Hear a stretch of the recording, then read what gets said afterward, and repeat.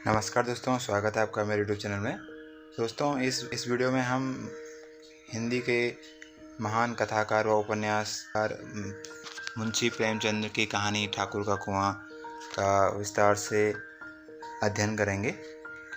तो कथा को शुरू करने से पहले इसके दो मुख्य पात्रों के बारे में बताता हूँ, जिसमें गंगी एक महिला है जो कि एक दलित महिला है और जो कि उसका पति है बीमार है। तो दोस्तों, कहानी शुरू करने से पहले हम थोड़ा सा इसका सारांश जान लेते हैं। तो प्रेमचंद की इस कहानी के माध्यम से भारतीय जातिगत की सबसे घृणित अस्पृश्यता, छुआछूत के कारण तिरस्कार, अपमान और मानवीय अधिकारों से वंचित जीवन जी रहे अछूतों की सामाजिक और पारिवारिक स्थिति की अभिव्यक्ति किया है। पानी के लिए तरसते अछूत जीवन की वास्तविकता की यह कहानी है। इसे पढ़ने के बाद भारतीय समाज में जाति प्रथा के कारण गैर बराबरी, अभाव, विपन्नता, तिरस्कार, उत्पीड़न को सह रहे तमाम अछूत वर्ग की त्रासदी की जान सकेंगे, उस पर गहराई से सोच सकेंगे। इंसान ने ही जातिगत भेदभाव के आधार पर गैर बराबरी को बढ़ावा देकर उसे स्थायी रूप देने के लिए अनेक धार्मिक, पारंपरिक ढक्सेलों का सहारा लिया और किस प्रकार करोड़ों अछूतों को इंसान होने के दर्जे से नीचे गिराकर गुलामों का जीवन जीने को मजबूर किया। इस वास्तविकता को आप जान सकेंगे। तो चलिए कहानी शुरू करते हैं।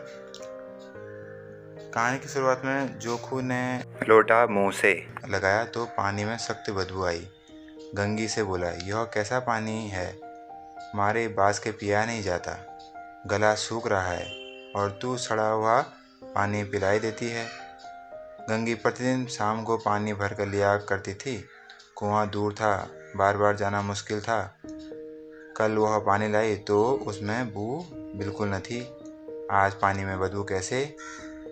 लोटा नाक से लगाया तो सचमुच बदबू थी। जरूर कोई जानवर कुएं में गिरकर मर गया होगा, मगर दूसरा पानी आवे कहाँ से? ठाकुर के कुएं पर कौन चढ़ेगा?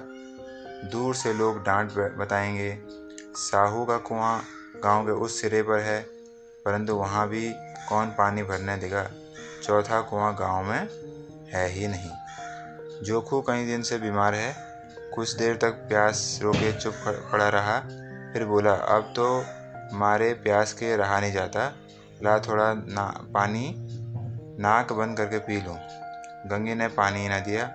खराब पानी पीने से बीमारी बढ़ जाएगी, इतना जानती थी, परंतु यह न जानती थी कि पानी उबाल देने से उसकी खराबी जाती रहती है। बोली, यह पानी कैसे पियोगे? न जाने कौन जानवर मरा है, कुएं से मैं दूसरा पानी लाई देती हूँ। जोखू ने आश्चर्य से उसकी ओर देखा। दूसरा पानी कहाँ से लाएगी? ठाकुर और साहू के दो कुएं तो हैं, क्या एक लोटा पानी न भरने देंगे? हाथ पाँव तुड़ गए क्या? और कुछ न होगा, बैठ चुपके से। ब्राह्मण देवता आशीर्वाद देंगे, ठाकुर लाठी मारेंगे, साहू जो एक के 5 लेंगे। गरीबों का दर्द कौन समझता है? हम तो मर भी जाते हैं तो कोई द्वार पर झांकने नहीं आया था। कंधा देने की बात बड़ी बात है, ऐसे लोग कुएं से पानी भरने देंगे? इन शब्दों में कड़वा सत्य था। गंगी का क्या जवाब देती, किंतु उसे वह बदबूदार पानी पीने को न दिया। रात के 9 बजे थे। थके मांदे मजदूर सो चुके थे। ठाकुर के दरवाजे पर 10-5 बेफिक्रे जमा थे। मैदानी बहादुरी का तो अब जमाना रहा ना मौका। कानूनी बहादुरी की बातें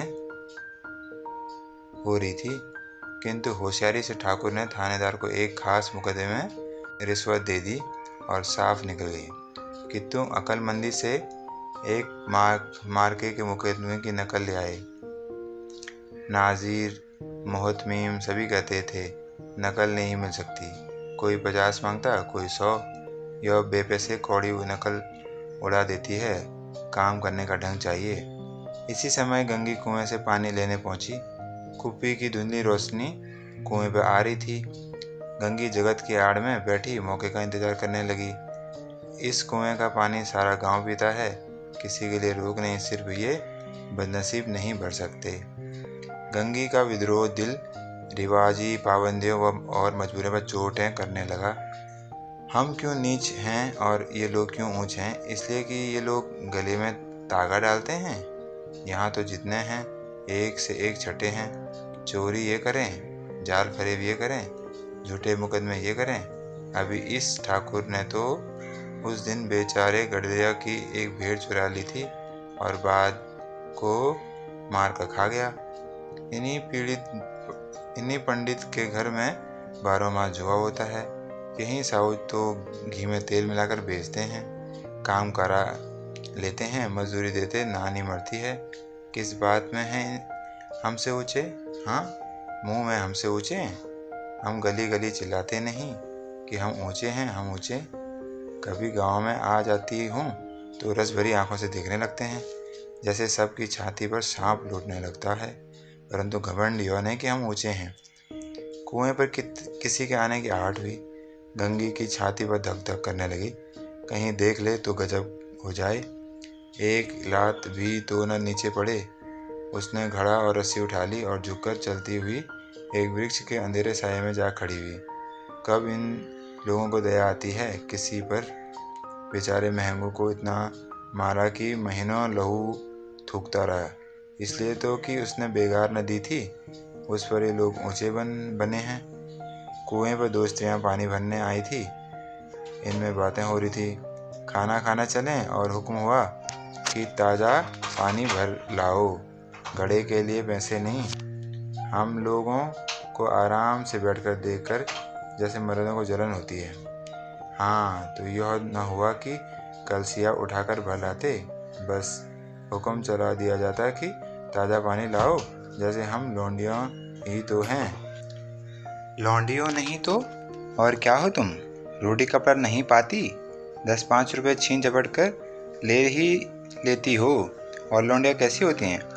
मत लजाओ दीदी, छीन भर कर आराम करने की जो तरस कर रह जाता है, इतना काम किसी दूसरे के घर कर देती तो इससे कहीं आराम से रहती। ऊपर से वह एहसान मानता, यहाँ काम करते करते मर जाओ, पर किसी का मुंह ही नहीं सीधा होता। दोनों पानी भरकर चली गई तो गंगी वृक्ष की छाया से निकली और कुएं के जगत के पास आई। बेफिक्रे चले गए थे। ठाकुर भी दरवाज़ा बंद कर अंदर आंगन में सोने जा रहे थे। गंगी ने क्षणिक सुख की सांस ली। किसी तरह मैदान तो साफ हुआ। अमृत चुरा लाने के लिए जो राजकुमार किसी ज़माने में गया था, वह शायद इतनी सावधानी के साथ और समझ बूझकर न गया होगा। गंगी दबे पांव कुएं के जगत पर चढ़ी। विजय का ऐसा अनुभव उसे पहले कभी न हुआ था। उसने रस्सी का फंदा घड़े में डाला, दाएं बाएं चौकन्ने से देखा, जैसे कोई सिपाही रात को शत्रु के किले में सुराग कर रहा हो। अगर उस समय वह पकड़ी ली गई तो फिर उसके लिए माफ़ी या रियायत की रत्ती भी उम्मीद नहीं। अतः अंत में देवताओं को याद करके उसने कलेजा मजबूत किया और घड़ा कुएं में डाल दिया। घड़े ने पानी में गोता लगाया, बहुत ही आहिस्ता, जरा भी आवाज़ न हुई। गंगी ने 2-4 हाथ जल्दी मारे, घड़ा कुआं के मुंह तक आ पहुंचा। कोई बड़ा सहजोर पहलवान भी इतनी तेजी से उसे न खींच सकता था। गंगी झुकी कि घड़े को पकड़कर जगत पर रखे कि एकाएक ठाकुर साहब का दरवाजा खुल गया। शेर का मुंह इससे अधिक भयानक न होगा। गंगी के हाथ से रस्सी छूट गई। रस्सी के साथ घड़ा धड़ाम से पानी में गिरा और कई क्षण तक पानी में हिलोरे की आवाज़ सुनाई देती रही। ठाकुर कौन है, कौन है पुकारते हुए कुएं की तरफ आ रहे थे और गंगी जगत से कुतर भागी जा रही थी। घर पहुंचकर देखा कि जोखू लोटा मुंह से लगाए हुए वहीं मैला पानी पी रहा है।